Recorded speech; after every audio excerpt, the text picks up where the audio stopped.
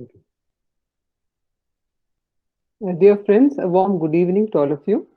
It's my pleasure to welcome our speaker today, Dr. Gururaja KV, ecologist, faculty at Srishti Manipal Institute, and postdoctoral research scholar at Center for Ecological Sciences, IISc Bengaluru.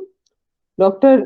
Gururaja has vast experience in amphibian ecology, frogs in particular. He has published the first pictorial guide to frogs and toads of the Western Ghats and developed Frog Find, a first ever Android app to identify them. Amphibians are the most threatened group of vertebrates on Earth, with over a third of them facing extinction today in today's world. In today's conversation, Dr. Gururaja will voice these concerns and open to us the dual wonderful world of amphibians. Thank you. Thank you, Bindu, and thanks, Narendra.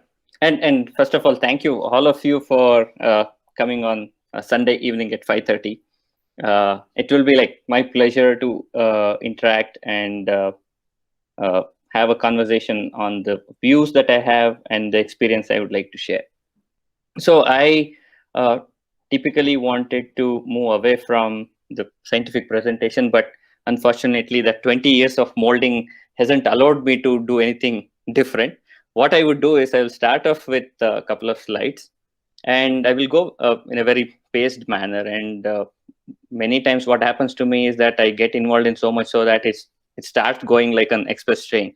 So feel free to pause me and say, Guru, you just slow down so that we can hear you what you are saying. So it can happen. So I'm just cautioning you all so that you can tell at certain places to calm down and slow down kind of stuff. Okay, with again, thanks to Bindu. Even though I'm a postdoc at CES, but that was long ago. I'm not a postdoc anywhere now. It's past. It was till 2009. I was a postdoc over there. Let me share my presentation. So I have few slides to share. So one typical thing about amphibian biologists per se is that they have good photographs of frogs and then try to impress upon showing all kinds of stuff. But for today, I think I have only this photograph to show, and all rest are something different.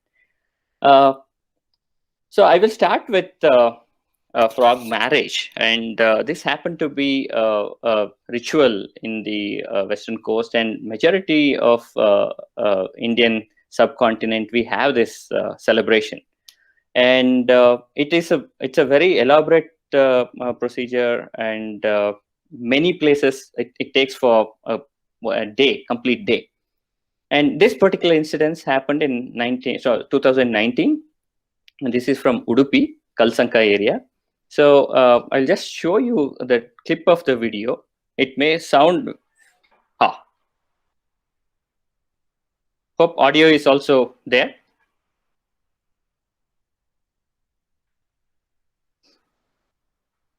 Audio we cannot hear. Okay, that's fine.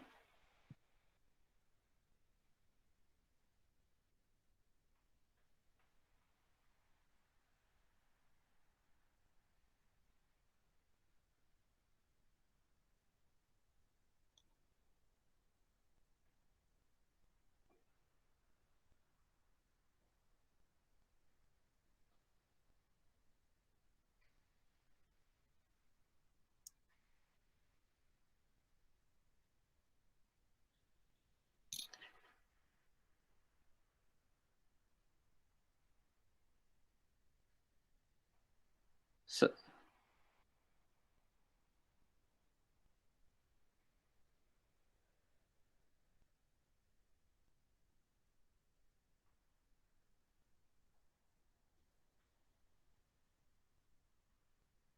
I will run through this.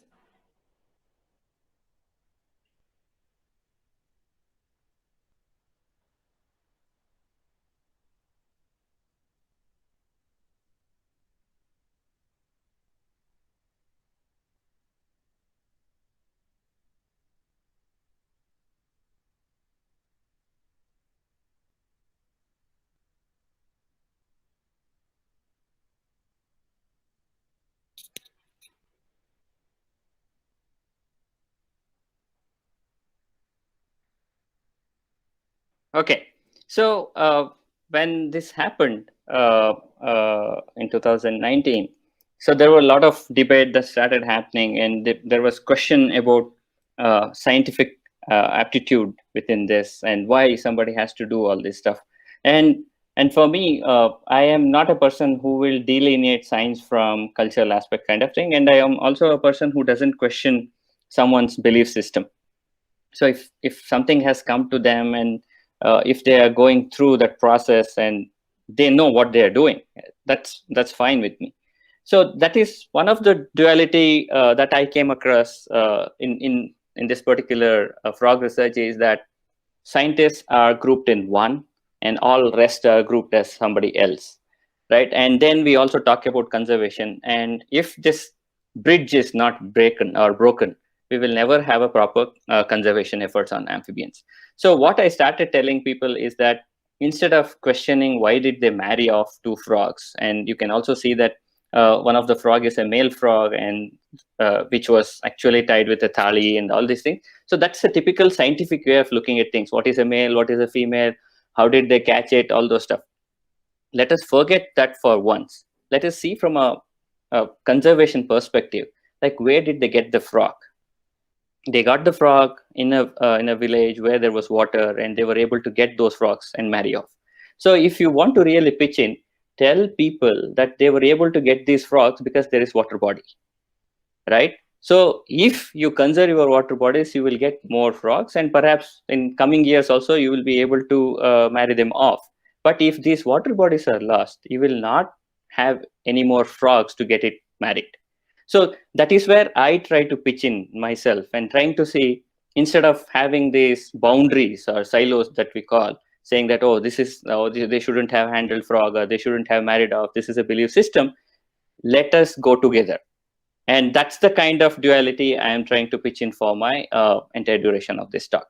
And this is one such instance. This has been, like I portrayed this in an engineering college. There were a couple of national seminars. Even in Colombia, when they were talking about, I was able to showcase this and say, people practice, people do believe, people do bring frogs in their daily life. What we need to capture is the essence and the way they give the value to a frog. Rather than questioning why did they handle, ask them to say how you are going to handle it further. So we should not become very reactive kind of people. We should become more proactive when we are talking about conservation. And that is the essence of the talk. I will take it forward. So sorry, something happened here. Did I hide it? Sorry, one second, guys. I think I hide it. Okay, so in fact, in reality, this is where the bullfrogs will be. This is how they will be. The yellow ones are the males, the brown ones are the females. And that's their typical breeding call, right? And it's a kind of visual communication those frogs trying to do, that I am a yellow colored one, don't come and meet me. But if you see a brown colored one, go and meet with her, right? That's the visual communication they do. So in fact, then what the fundamental question will be, what are these amphibians? Just to give a brief idea, amphibians have two life stages. One as tadpoles like this, which will be in water generally, and there are exceptions to this. And then they feed on the algal mat, then they grow, and they grow for 1 or 2 years in certain species, and few weeks to few days in certain species, and then they become something like this. This is an adult of the same tadpole. These are called bicolored frogs. So since there are two life stages, I think way back in 1758, Carolus Linnaeus was able to say these are loathsome, slimy, two life creatures, and God has created them in this manner. So if you go back in history also about the amphibian discoveries, and this is how it has been described by Linnaeus, and we are just simply following the same systematics, right? But what we need to carry forward is that there is a distinction, but there are also exceptions in these things. But we need to understand why they are there in certain places, why they are not there in certain places. Like how we started our conversation in saying we used to hear a lot of frogs in certain places, and now for a period of time we are not listening to. Or as Bindu rightly pointed out, there are frogs. She was unable to hear it. So perhaps there is a change that has happened and we may have not noticed, or we have noticed it, but we are unable to corroborate. All these things can happen, but we need not have to always wear a hat of some objective driven kind of analysis. So frogs do this kind of process. They lay eggs, they turn into tadpoles, then they grow into adults. That's called metamorphosis. For all these things in one vertebrate life, it comes from a habitat which is more waterly to a habitat which is not waterly. So it has lived in both different ecosystems, water and other one is land. So it is one such species which can in fact tell about the changes that is happening in and on the land, or as well as inside the water. So if we go back in history and try to figure out when it was evolved and all, just a comparison, human beings came in the last 2 lakh years, whereas the amphibians have come over here, late Devonian period, about 360 million years ago. And like they have evolved from the sarcopterygian fishes. And if you ask me, again, in this particular case, I have listened to kids, a lot of questions coming from them, then saying, when exactly the frogs have evolved? And again, as a scientist, this is where I tell stories to convey to them that I don't know exact date, but going by the fossil records, and when we do something called carbon dating, the earliest known frog has evolved from fishes, and the bones that we get it from is from Madagascar. And these are called Batracharium. These are the oldest fossils which is known, and if you date it back, it goes and falls at the year something like 360 million years ago. So that's how they have evolved. And what is so unique about them is all other stuff. Like they don't have body temperature like human beings. They respire through skin, and they don't have any protective layer around their eggs. And this makes them very sensitive to changes. So many of you might have also observed that frogs don't generally croak during the day unless it's the starting of a season. Many instances, it's only evenings, late evenings, and night is when they start croaking more and more. And as you hit midnight, again, their sounds go down. And at the daybreak and all, they will stop croaking. So why it happens? It happens because their body temperature, they need some energy. So during the sunshine, they get the energy to break down the food particles and make use of that. And in that time, if they croak, they are spending more energy in calling. It's like jogging in the mid-afternoon. So instead of that, what they do is they will try to do that in the evening hours, because temperature would have come down by at least 2 to 3 degrees. And that's one of the reasons why frogs do croak during the evening hours. And the other thing is about their respiration. I will not go into it. In the sense, frogs have small pores like us, but for us, it's the sweat gland that oozes out moisture, whereas in frogs, there is a small pore that exchanges gas between the neighborhood atmosphere. So if you spray some pesticides, if you spray some chemicals in the air, it's the frog that is the one which reacts to it first. And that's the one which will run away from the place because they can react to the aerosols very quickly compared to human beings. And the third important point is they don't have embryonic cover called amnion.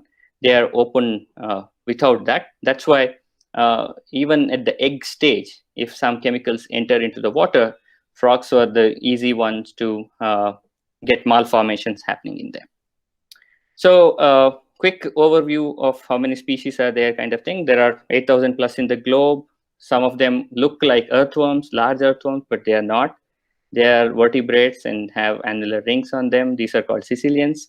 And there are salamanders, which look like gecko or the house lizards. The only difference is that they have 4 fingers in their hands. And then there are frogs and toads, which are the largest group in the whole world, which is about 7,350 plus species. So their distribution also, if you look at it, frogs and toads are almost all over the world except sub-Saharan Africa and the polar region, whereas salamanders are more temperate except in South America, and caecilians are more tropical in nature. They are found only in the tropical region, including Western Ghats. So coming to Indian scenario, we have about 467 species as of today, and the numbers are increasing. We have all the 3 orders, the salamanders, caecilians, and frogs and toads. frogs and toads numbers are the highest. So setting aside that brief introduction, what is quite unique is where I started studying way back in 1998, 99 is in my master's studies. I started looking at frogs. That was part of my master's program. And again, the duality is that I was a bird watcher initially, like from my high school days, weekends were for bird watching. And then in the masters, when my supervisor asked me to look at the list of species in the campus, university campus, I said, I have already done that. And he looked at me and then said, what do you want to do? I said, you let me know. He took me to his home. He opened an enamel tray. During those times, I think you might have observed these are white enamel trays, like in a hospital kind of stuff. And then he took out a glass jar filled with frogs. And so my introduction to frog is not the live ones. My introduction to frogs are the dead ones. And he poured out all the 4 different individuals onto the jar and then said, oh, this is Nyctobatrachus, blah, blah. This is Nyctobatrachus, blah, blah. This is Nyctobatrachus. I'm like, what should I be doing? And then he said, well, let's go to the field and then figure out what this particular species eats. And that is my master's program. And the first frog, the live one, he gave it in my hand. It actually slipped through. It was slimy. I couldn't able to handle it. And I was handling the frog for the first time. Perhaps I'm not really sure how to handle it. It slipped through and he was really giving me a look like I killed somebody kind of stuff. And it took almost a month plus to really figure out whether I need to fix onto the frogs or I should go back to my bird world and look at those feathered beauties and just feel elated about like how they fly, blah, blah, like those kind of stuff, or I need to look at. What changed me is looking into the eyes of the frogs.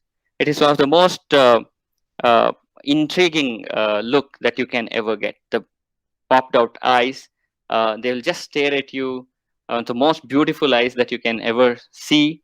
And they simply look at you, and it actually makes you to ponder, like, who are you and why are you trying to do this? And coming to this particular graph, if you see here, and in India, this is the discovery pattern that has happened. So what I was talking about, 467, 220 plus of these species were discovered in the last 21 years. In the sense, almost 10 new species were added from India every year, 10 to 11 species per year. So again, if you say discovery, that is one part of the story, but discovery also has another instance for it. In the sense, when we write or describe a new species, we are not simply looking at an individual and writing details of it. We are going to preserve it. And so initially I was particularly okay with it and giving a brand name as doing it for the sake of science. You can kill animals. But after describing over 21 species and multiply 21 into 5-6 individuals, and in addition to that, perhaps there are another 100 species I might have preserved. So it totals about 300 plus individuals I might have sacrificed in the name of science.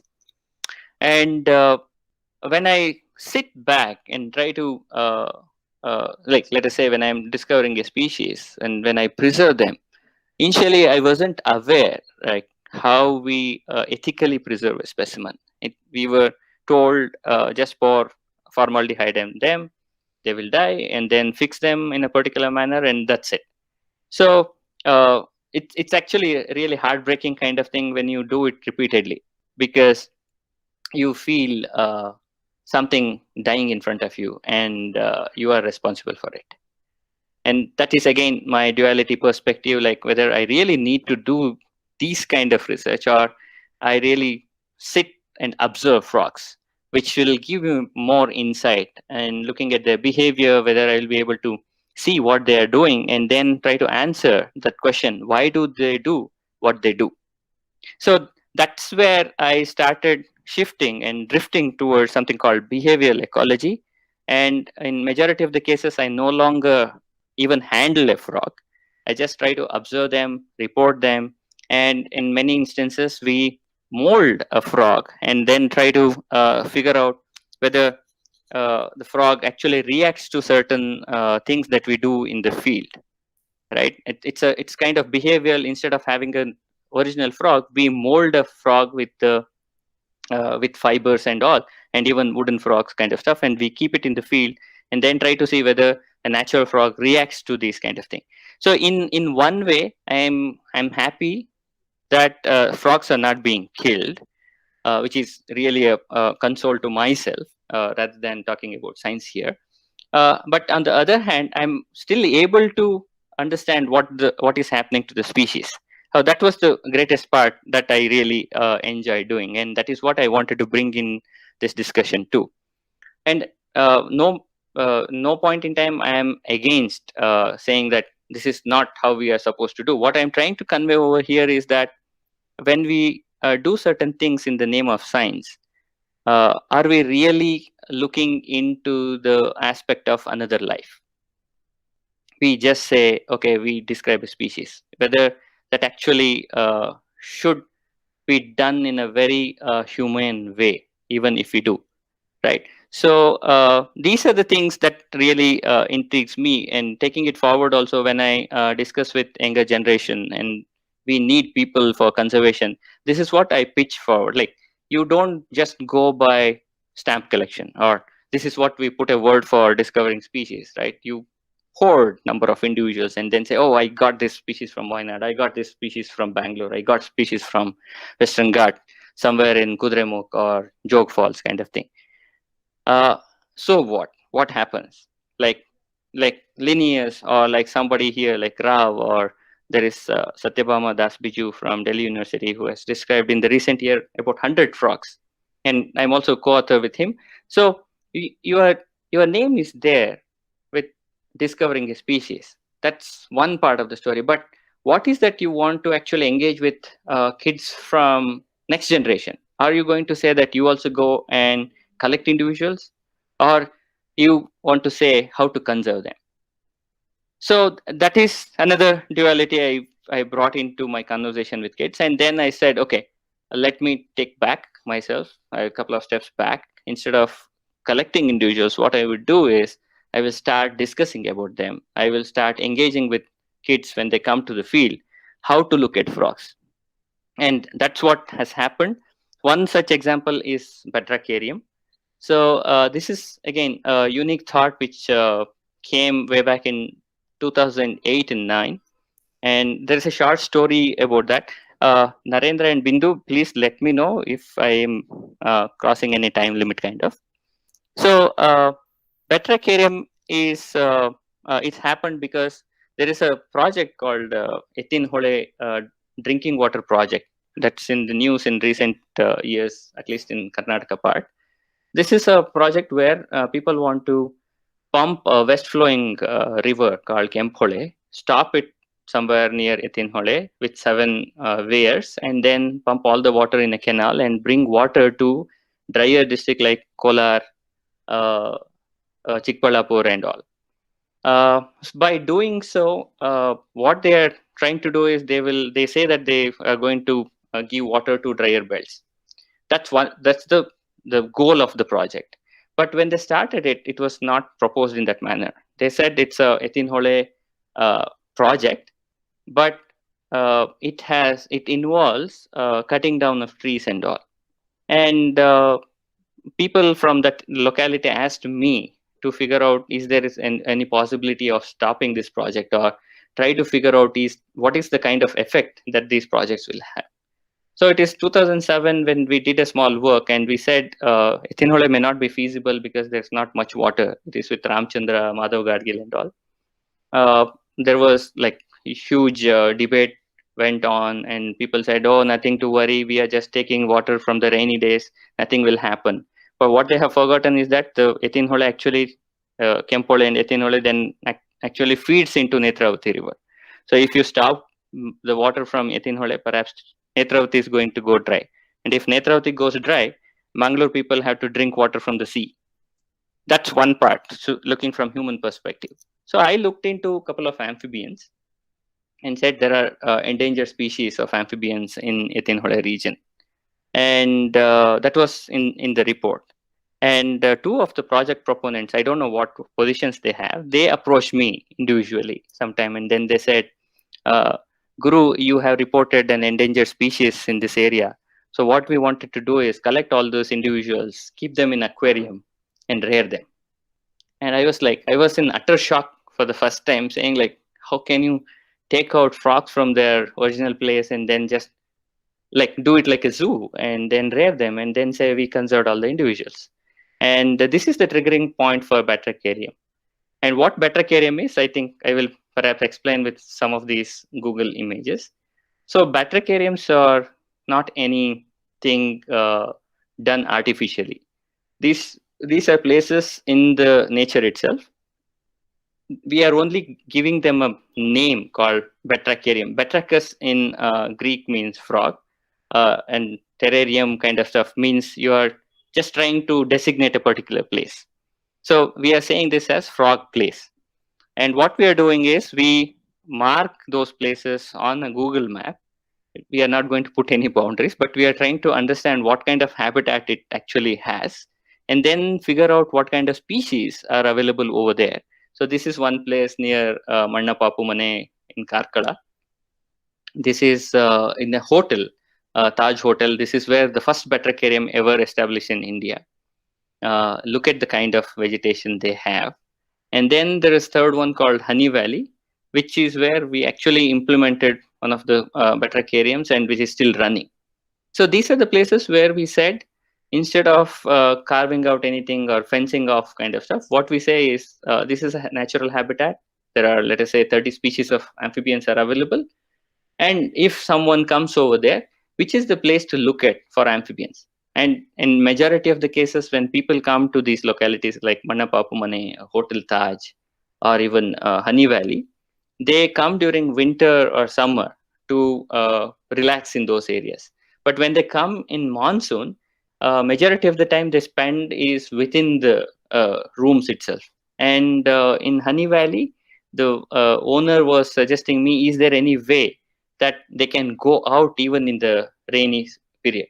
And I said, okay, this is a better way to even engage them during the monsoon. And this is what we did as Batracharium. And then we said, there are trails, nature trails, where they can go and observe frogs, so that they can also get out of the rooms. And at the same time, it's not just about tiger or larger animals or big birds to look at. You can also look at some of the tiny weeny creatures. And many of the people don't even have an understanding how forest looks like in the night. You would have seen green forest.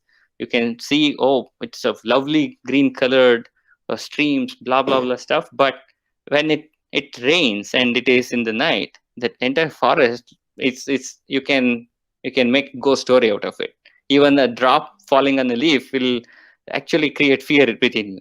So here, instead of what we brought in is, we gave the list of things one has to prepare themselves to look into and then go into the forest. And this is one such thing, an early idea how Batracharium should look like.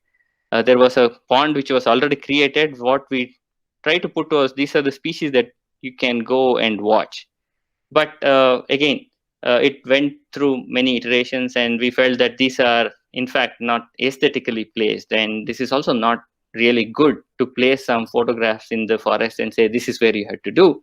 What we did was, we made a small booklet and then said, instead of looking out for these kind of postcards or the posters in the forest, you first get trained, look into these small booklets. If you are really interested, then carry that book with you so that you go into the field, look into those species and report to us, kind of. So, and it actually worked. I will come to that booklet later on. And then there's also a kind of interaction that led to Kappegudu. Kappegudu in Kannada is a frog nest. And this happened because, again, it's a 10-year engagement with people from different parts of Karnataka, but they were enthusiastic about amphibians. We used to join together once in a year near Bisle. And this particular area, there is Dr. Krishna Mohan Prabhu, he's a practitioner, and Ashoka Vardhana, he used to have a tree book center, and they joined hands and purchased a piece of land, which is a elephant corridor. And it perhaps would have gone to some hotelier to make a, a cottage over there. But these guys, what they did was they just said they are not going to do anything. They kept as it is.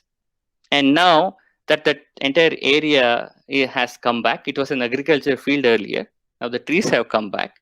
And what they have done is they have placed a small container over there for the research purpose. They say that anybody who wants to do research or anything related with nature can stay there free of cost, but they have to bring their own food to cook and all. That container is there, and it's very, very environmental friendly kind of. So, and again, this is nothing to show off, but what I'm trying to showcase here is that the way people think about frogs and how they brought in the concept of conservation in their mind, and then said, Guru, this is named after frog. We have seen you, how you do your field work in this area. So now you have a proper place to come here, stay for a couple of weeks and carry forward your research work. So I have given the link over here. I may not click on it. Perhaps when we get time, we will look into it. So you guys can go through when you find time for that. Then is my the final stage of the talk is engaging with people. So many of the time, again, coming from the typical word science background, we always think that we are on a higher pedestal compared to ordinary layperson kind of stuff. And I, from my PhD time itself, I wanted to break the barrier. I had a lot of rift with my supervisor too regarding the same. Like, who are we to say we know everything kind of? We should allow the engagement and exchange of thoughts to happen. And that is when citizen science initiatives started taking shape, even though it happened 12 years later after my PhD, but it happened finally. So what we did was we engaged, these are students from Srishti Institute. We take them into forest. What we do is, irrespective of what is your age bracket or what is your qualification, what we say is look at frogs, and if you can take it with your smartphone, that is great, and then post it in an India Biodiversity portal, which is under Creative Commons licensing, so that it actually gives a point of reference to a particular species. So if I am somebody who is looking at the entire India, now I know a particular species is available in a particular locality. And we also say that you are not just data gatherers over here, you are equal partners. So in one such instance, I need to tell here is a deputy forest range officer who found a frog finally became author of that description. It's not that, oh, they figured out, they gave data for scientists and scientists are going to describe. We never wanted to have those kind of boundaries around us. And this citizen science initiative, in fact, has actually helped us a lot in actually breaking those barriers and be with people. So you can see photographers, the way they go and they shoot, because I need everybody. It is not just about one particular kind of people. And then engaging with kids, this was really challenging because at certain times we think that kids won't understand, kids don't learn, or we have our own brackets to say. But when we introduce them, and then we also introduced in a way which can tell them body parts of the frogs. This is a paper origami of frogs. And at the end of it, people, like kids, were able to sketch frogs, beautiful frogs, which has a lot of things put on their back. The eyes were beautifully done, the fingers were beautifully done. And then it became easy for me to explain it in the field, what to look for. And I have also seen that in the last 10 years when we started Frog Watch with people used to come with long lenses, macro photography kind of thing. And over a period of time, what I said to them is, we can keep all these technological things aside for at least 2 days. And we can go as close as possible for a frog so that you can sit and interact with them. And at many times, I myself have figured out that I will be individually, I will be able to identify individuals of frogs when I'm in field. I can name them, in fact. So why can't that happen in others too?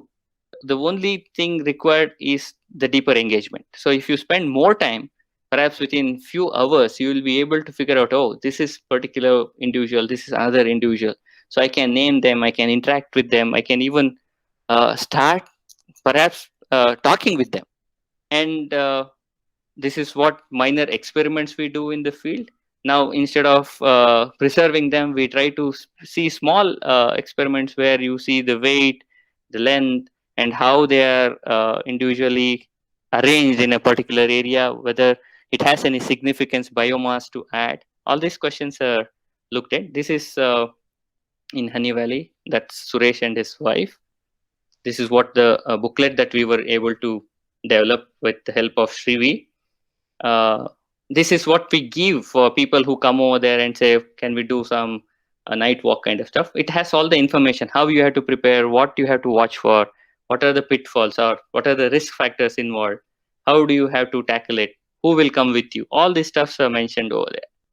And it's also for activity based kind of thing where kids can be engaged in much more fun way, right? And then what happens when they collect information? It will be put in this particular Creative Commons licensing. Again, why we made it in under Creative Commons licensing is that data is everyone's data. It only requires somebody to say whether the data has come in a particular format and it's authenticated kind of. Otherwise, I don't see any difference between a citizen who is contributing to a scientist who is contributing. So it is a contribution, collective contribution kind of thing. And that gives a bigger picture for entire India to see what is happening with amphibian world. And this is what we started called Mapping Mulberry Toad. This is number of observations as of now. And that's how it is working. So at the end of the day, what I would like to conclude or to say is that there is a kind of discrimination, if you bring that word, or if it is too harsh, is that when somebody does a science, he's different from other people. So in fact, that shouldn't be there. When we are working, we should be working as such without any boundaries. I should be able to interact with any person who is available with me. And it can also be from different age groups, whether it is 5-year-old kid to 80-year-old person. I should be able to interact. So, and that is what it's all about. Thank you very much for your time. I will stop sharing my slides. I hope I didn't go overboard. No. It's brilliant. Okay. Thank you for the brilliant conversation. Thank you. Hi, Maria. How are you? Hi. Amazing. Yeah. Yes. Hi, Maria. Okay. Yeah. I have a question. Please. Is this Please, question and answer time? Yeah. So from my observation, there are like a lot of researchers doing research and there's a lot of data, but there's not enough people, with the action part and doing the actual conservation part. And I wanted to ask you, how might you be able to communicate to people how the frogs are also connected to you and how everything is interconnected and it indirectly affects you also? True. So I was wondering that. Yeah, I have no straightforward answer for this, Maria. So what I'm trying to do is this is one such arena like this. What I'm also seeing, whether I will be able to interact with people, and if they carry forward even a tiny bit and say, oh, we are seeing frogs around us. So what can we do with it? It's not necessarily that you should only see from like what I'm saying. Oh, this is one individual. Oh, how far it jumps, or what insects it eats, how it is useful or us. You need not have to think from any of those utilitarian perspective. You can see that they are also part of the system, whether we are able to provide the habitat for them or we are just snatching away. If we have, how many we may have. Perhaps that's the way forward. That's what I'm looking at. More interaction perhaps will yield to a better understanding about them. That's what I have. I have no specific answer for this. in one sense, it's like it's not just the endangered species that are endangered, right? True, At this true, point, because of climate change and population and consumerism, all that, everything is endangered. true, So it's like that's what I would want to communicate to people, that I mean, this is why people also get stuck on the tiger, that they don't see true, how they are connected to this chain of life, true, Mm. true, true, Maria. Like the one of the concept that is keenly discussed is keeping common, which we have forgotten. Yeah. Like whether it is a crow or it's a sparrow, when bird watching people go for birding, those are actually left out. They don't, because it doesn't add. You see every day, so they think what you see every day need not be listed. It's a very strange phenomena. I have observed this quite often. So even in frog world, this is what I keep telling: don't worry about endangered, don't worry about endemic. Whether it's a skittering frog which is close to you, or a tree frog which comes to your home, just look at it. It has many things to say. We don't know what we need to observe. That's all. Thanks, Maria. Thanks for wonderful questions. Thank you.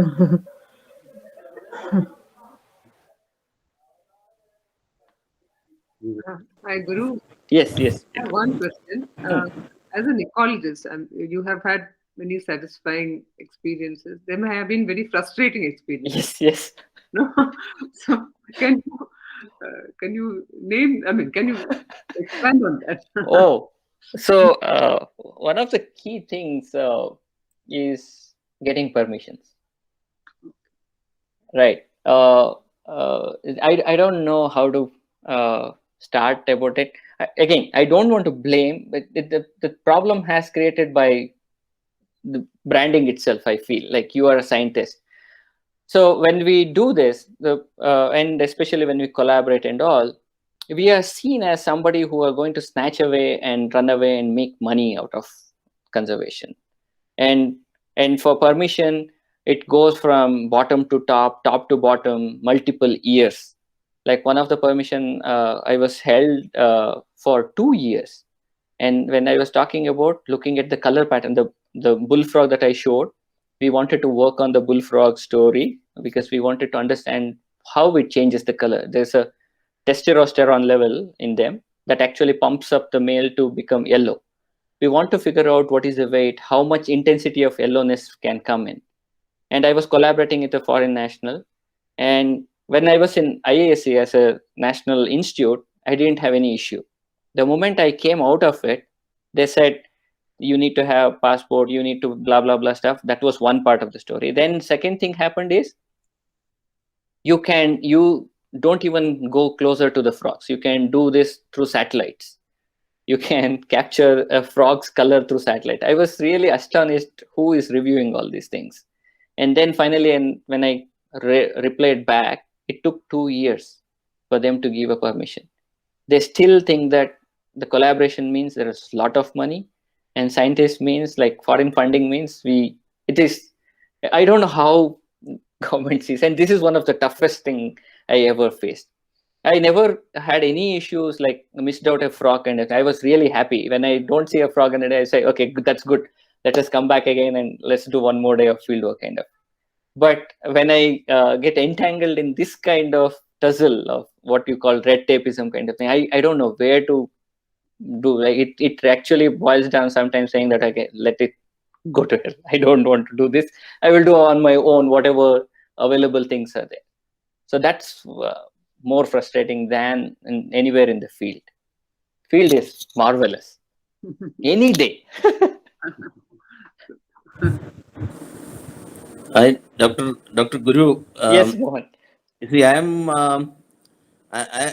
a student of life science, but the other kind, the plants, Okay. not frogs. The frogs association with frogs has been when only I did some dissections in that in my Yes. BSc class because Yes. zoology was my subsidiary. So thank God Yes. that is stopped now. I mean, long back, I think. Now Yeah, there is no more dissections and all. But what I really want to ask you is that one of the issues that has been there, especially in the state of Kerala, has been that the frogs were being exported. Correct. hot at night, and I remember still that people go with lights and Yes, at night, yes, and then yes, yes. I'm talking about the 60s and 70s, and this was a major issue in the 80s, and then suddenly I don't hear about that. I've been living in Correct. Cochin for the last 5 years after so many years Yeah, outside Kerala, and I don't hear about that. And then at one stage you are mentioning in your presentation yeah, that there are more species being discovered in India. yes, So yes, so the number is increasing. Maybe it is not the individual numbers of each species you are talking about. It yeah, is the yeah. number of species being discovered is increasing. Correct, But correct. I'm sure still the problem of frogs not being exported, Yeah, yeah, although it is not part of your presentation, that must be still there. That's one yes, yes. question I Yeah, want to ask. yeah, yeah. And in the beginning, before you started the talk, I talked about that we have been hearing about the frogs. Sound. Now I will, after the talk, I would probably go and start seeing it. We were only hearing, and Yes, first time, I'm really, this is not just a story I'm making here. yeah, yeah. Rati, my wife, who is also participating in this, she will corroborate that when we heard this voice, I said, what is this voice coming? Suddenly when last year, we don't really remember, heard those frogs. There might have been. Yeah, yeah, yeah. Maybe that because of all this COVID and all these people not being going out, and it might have, the number would have Yes, increased even in yes, frogs. yes, yes, yes. You see, this is very interesting thing. And so the second one is only just my experience here. The Sure, first sure, sure, question, that is still an issue, this sure, sure. exporting frogs, and that is it legally now being taken care of? Yeah, yeah. So after 1984, frog export has been banned in India. Okay. So till 1984, it used to be, because France was our major importer of frog legs. So the large individuals that I showed as bullfrog, they used to horrendously cut it into half, and the head portion is thrown out, and only the leg portion used to be exported out of India.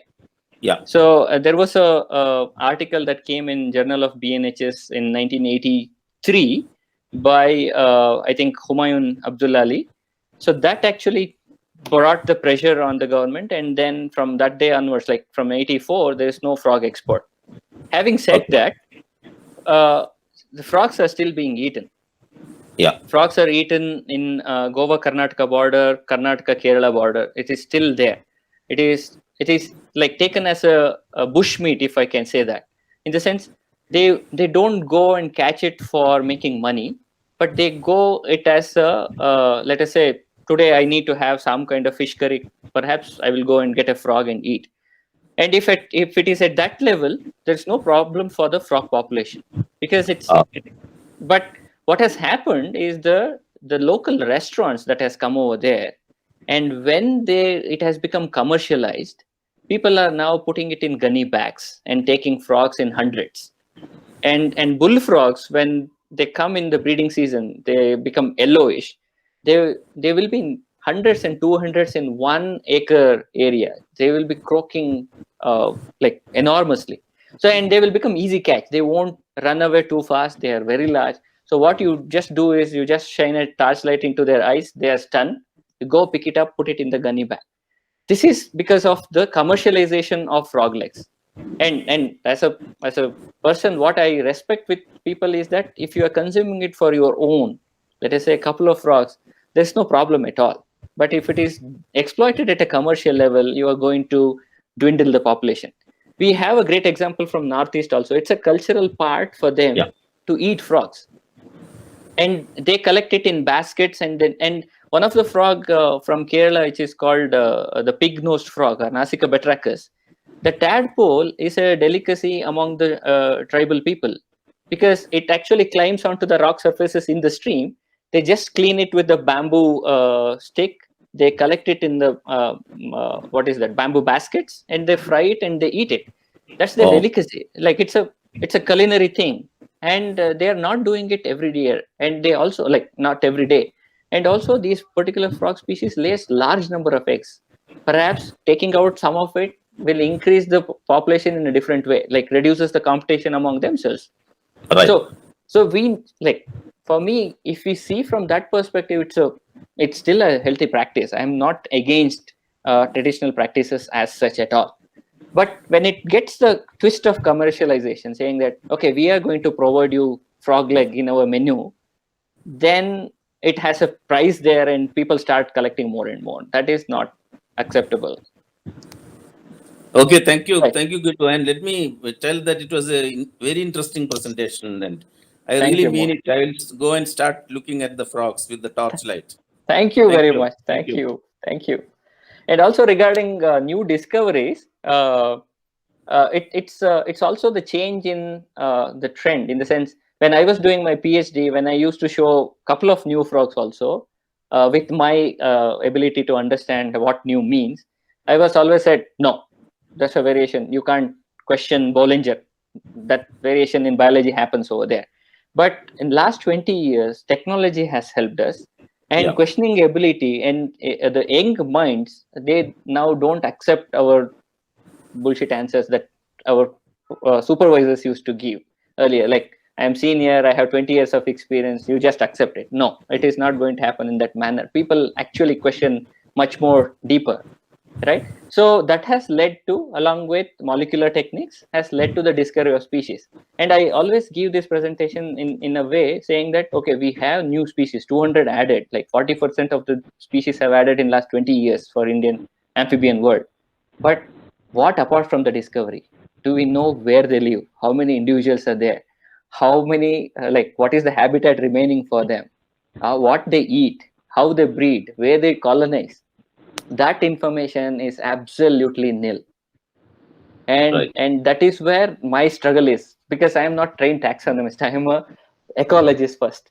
So for me also, new discovery means there is another habitat I need to look at, where the species came from. So how do you then conserve that part? That becomes a challenge. And I have invited people saying that you just join us when we go to the field. You realize what we are talking about, and then you do wherever you belong to. You need not have to come to Western Ghats to do research. It can be your own home. It can be in Bangalore, it can be Mangalore, it can be any place. Just look around. Perhaps we have better understanding of these species because it's just next to us. Thank you so much. Thank you. Thanks, Mo. Dr. Guru, do you have any projects outside Karnataka, this conservation places and projects for children? For children, I am always open to. I can go anywhere and do. As of now, my projects are all confined within Karnataka region, and this year we wanted to extend it into Maharashtra and Goa part. It didn't happen because of the COVID, and we stopped ourselves in crossing the borders during that period of time. Otherwise, we are actually happy to extend, and it is nothing about having any physical space as such, but it is more about creating, like, how to look for amphibians. That's where I actually tell and stop myself. I don't want to create any physical space to say, oh, this is where it has to be conserved, kind of. If somebody resides in that place, like Maria is now, I would say, oh, that is a place for, like, let's go and look for what kind of species over there, what is the habitat, how we can really look into their behavior, kind of stuff. But for kids, any point in time, you just let me know. I am happy to come and have a conversation. Thank you. Very enlightened speech. I'm really delighted. Thanks, Ruti.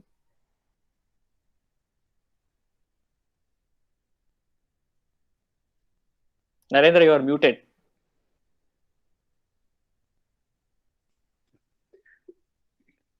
Dr. Guru, thank you very much. It was a wonderful conversation. Although we often have this conversation, but this kind of a presentation, it's actually quite moving to me to be part of this. Actually, the way you said, when you're looking at the frog, having a conversation, it has actually brought tears in my eyes, actually, to be frank with an artist. Thank you. You know, having a conversation, those kind of, I think actually there is a lot of people I have been talking to, actually I've been talking to you also actually the other day. There are a lot of sensitive people we come across in our life. And how do we this is a platform. Actually we try to circulate among the people. But one question I have is, what are the ways people can participate in your project? Actually, not I don't want even to call a project. This is a life mission for you. Yes. It's a life mission for you. So what are the ways they can, actually, like Maria's place, actually, for being actually why not we have been talking about. Yeah. So what are the ways people can come and join and participate? What are the ways you will be able to participate, even at a school level, or a private level, like Dr. Mohan actually talking about. So how do you bring in? What are the ways will you say that you will be able to? So again, Narendra, I don't have an answer. Like anybody who has a connect can pitch in. Like if it intrigues or if it gives you a spark and say, as Mohan was also saying, I will go out and look at the frog. I am happy. Like then I think over a period of time he will figure out a way how that can be brought back into the system. I'm open for that. So for example, what happened? Like 2 examples I will give quickly and then perhaps I will stop. One is when I did the pictorial guide. That was in the first year when 1,000 books were made. We were giving some 350 for gratis copy to all the officials and school teachers kind of thing. And within 6 months, there were 2 people from a computer background. They were coders. So Hari Shanti Kumar came to me and they said they want to make an app. Now I was in this dilemma, like whether to go for an app or whether to keep a book. So then I said, okay, let's do an app. What I was thinking is at the initial stages, I was thinking about what will happen to my book. Right? There is always this feel whether my book will be sold or it will stay somewhere. Then I realized moving forward, we need to make use of technology. You can't shy away from technology. And people are not going to read your book like how I used to struggle to find a small booklet and take it to the field. People are not interested in that. Like, so how do you cater for those interests is to go with the technology. So let us build the app. Let us see whatever it happens. And initially we thought we are going to price the app. We said 60 rupees to download kind of. And within a week, we reversed it. We said, let us keep it open. Then that worked. So there is these are the 2 coders who were able to come pitch in and help us with the app development. Then the story of Shrivi, who joined in 2017 Frog Walk with me in Bisley. And she said she's going to design a logo which is called Think Frog. And she brought it because she thought we were always talking about save the tiger, save the frog kind of thing. She said, and the way you speak, I think frog has brain here, and we need to really appreciate, like we should think like frog. So she said, let us make it think frog. So that is a designer's perspective. See, like I'm open for conversation. So anybody who can pitch in and say, this is what we can do. Even with the kids, the origami thing that I was able to pitch in is because many times my presentation would end like this, in the sense it's a blabbering for 30 minutes kind of thing, and then it stops. And kids will be looking at my face like, what did you do all the while? I was not really engaging with them. So the best way to engage is shed all these presentation later on. Let us engage with hands-on. When we do certain things, then you realize, now I didn't have to teach them how many fingers are there in a frog, because they would have drawn it on that origami. They know it. So that came to me because I engaged in Srishti and I was interacting. So I said, okay, let us figure a way out. So you guys let me know how you want to. I am happy to. I have no single answer for this. Narendra, I don't have. Yes, certainly. Yes. Such a delightful and Professor Uday Menon was talking to you, telling you, such a delightful presentation. Thank you. So much moving. No, I know myself. I was like, I can't even explain the way my killing used to happen. Is horrendous. I feel I'm a criminal now. I don't even want to call myself a scientist. Even though we put a blame and say, oh, I was doing it for science, but I need to look into my conscience sometime and say, Guru, what did you do? Please look into it. In that respect, just one last question. Please. See, in the media, often as when you initially showed those slides, they focus on, the headlines like frog marriages or the new species. Correct. And how different ways can media engage with these, because it's usually only these kind of headlines that you normally see in mainstream media. I'm talking about. Correct. So do you feel that scientists and the media, there should be a different kind of engagement, more serious engagement? Yes. True. Conservation, or True. In what way can it be done? True. Again, I will give an example from a team, my team that is working in Dandeli area. This is a group of forest guards. They themselves asked me to come over and have a conversation. We had a conversation, I think, way back in 2018. And now it's a team that they have their own WhatsApp group. They identify species. They write articles in their own languages. Like there is Marathi speaking people, there are Kannada speaking people, there are Konkani. So what they do is they conversate among themselves and they will say, okay, I am going to write on this particular species, and that is going. And I have also told them to keep it like something in your mother tongue. Don't worry about English. English anybody can write. But who has to write for those kids from our government schools in a very remote village? Who is going to get it? So they will be reading one of those regional newspapers, right, in Kannada. So write for them, and like keep your student also as, let us say, in 8th standard students. And how do you do it? So the last instance was one of the reporter has said that female frog and male frog actually sit like that. Females are larger and males are smaller. But the reporter has said it's a mother frog carrying a baby to a hospital among COVID kind of thing. He wanted to like give a hype kind of. And the forest guys themselves came and reported to me, and then they said, we are going to write back and saying, we are not going to counter that person. What we are going to do is we are going to write on what we know about a species, and then we will put it there. It is for the editor to figure out what error he has done, rather than pointing out to a person who has reported it. And in fact, this year, there were a lot of reports coming from western coast of Karnataka saying they are seeing a lot of yellow bullfrogs.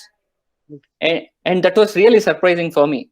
3 years ago, the same yellow bullfrog, somebody copied from Wikipedia and said that this is the Philobatus terribilis, which is the most poisonous species on the world. And he said that is what is happening to the western coastal species. But this year, that's all removed. They now say, oh, this is a bullfrog, which is a common frog in these areas. They turn into white, the males turn into yellow for the breeding season. This happens every time. No need to panic. This is nothing related to COVID. So in a way, there is a kind of change that is happening through media. And when they write it in Kannada, that's the fantastic. Like that is what I personally feel. That's my mother tongue. That's what I'm saying. So if it is possible in other places also, that's the best way. Thank you. Thank you.